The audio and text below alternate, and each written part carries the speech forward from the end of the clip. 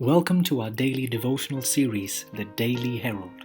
I pray that these messages will come to you as an encouragement and a reminder to be heralds of the Lord daily. God bless you. Dying Author, July 15.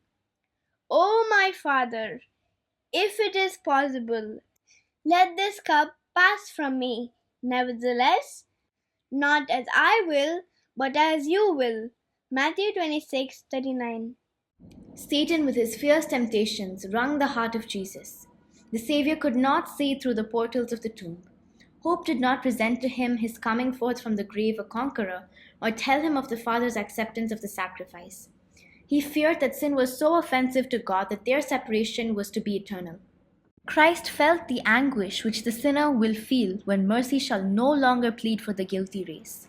It was the sense of sin bringing the Father's wrath upon him as humanity's substitute that made the cup he drank so bitter and broke the heart of the Son of God. With amazement, the angels witnessed the Savior's despairing agony.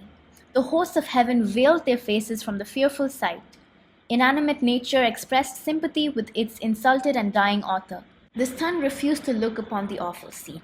Its full bright rays were illuminating the earth at midday, when suddenly it seemed to be blotted out. Complete darkness, like a funeral pall, enveloped the cross. There was darkness over all the land unto the ninth hour. There was no eclipse or other natural cause for this darkness, which was as deep as midnight without moon or stars. It was a miraculous testimony given by God that the faith after generations might be confirmed. In that thick darkness, God's presence was hidden.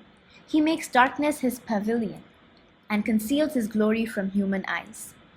God and his holy angels were beside the cross.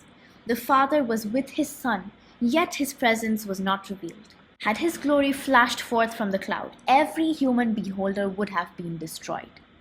And in that dreadful hour, Christ was not to be comforted with his Father's presence. He trod the winepress alone, and of the people there was none with him. In the thick darkness, God veiled the last human agony of his Son. All who had seen Christ in his suffering had been convicted of his divinity. That face once beheld by humanity was never forgotten. As the face of Cain expressed his guilt as a murderer, so the face of Christ revealed innocence, sincerity, benevolence, the image of God.